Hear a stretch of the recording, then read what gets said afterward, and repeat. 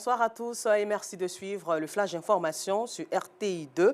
Les résultats de l'examen du brevet de technicien supérieur session 2024 sont connus. En termes de genre, les résultats montrent une quasi-parité. Les filles représentent 38,05% des admissibles avec 10 815 candidates ayant réussi sur les 28 422 présentes. Les garçons, quant à eux, affichent un taux de réussite légèrement supérieur de 38,77% avec 9 523 admis sur 24 561 présents. À cet effet, à présent, écoutons l'intervention du directeur des examens et concours du ministère de l'Enseignement supérieur et de la recherche scientifique, Djama Adam Morikone de la DESCO. Sur 55 321 candidats inscrits, 52 983 étaient présents à l'examen, soit un taux de présence de 95,77%.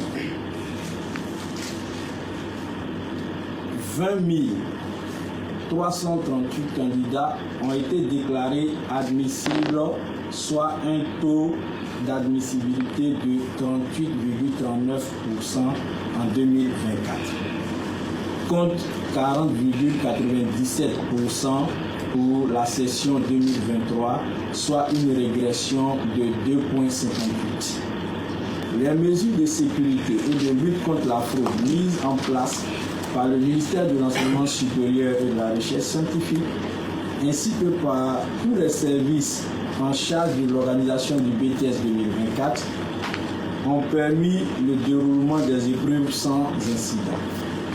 Les candidats disposent de 3 jours à compter du samedi 24 août pour introduire leurs réclamations. Pour ce faire, ils devront éditer leur relevé de notes en ligne uniquement sur le site www.examenbts.net et faire leur réclamation sur le même site. Félicitations donc aux admis et courage aux récalés. En société, autrefois avec des voies boueuses, aujourd'hui, le Black Market d'Adjamé a fière allure. Des rues bitumées, cependant des endroits sont encore remplis de boue qui créent des désagréments. Une situation qui n'arrange guère commerçants et clients qui passent en cet endroit. Un cri de cœur est lancé à l'endroit des autorités compétentes pour améliorer ce cadre qui accueille des millions de personnes par jour. Et ça sera le constat de Théodore Zouzou ce soir à 19h30 sur RTI 2. Hors de nos frontières, en Centrafrique, les autorités ont annoncé ce jeudi 22 août le report au 6 avril 2025 des élections locales et municipales initialement prévues en octobre 2024. C'est un décalage dû en partie à des questions financières.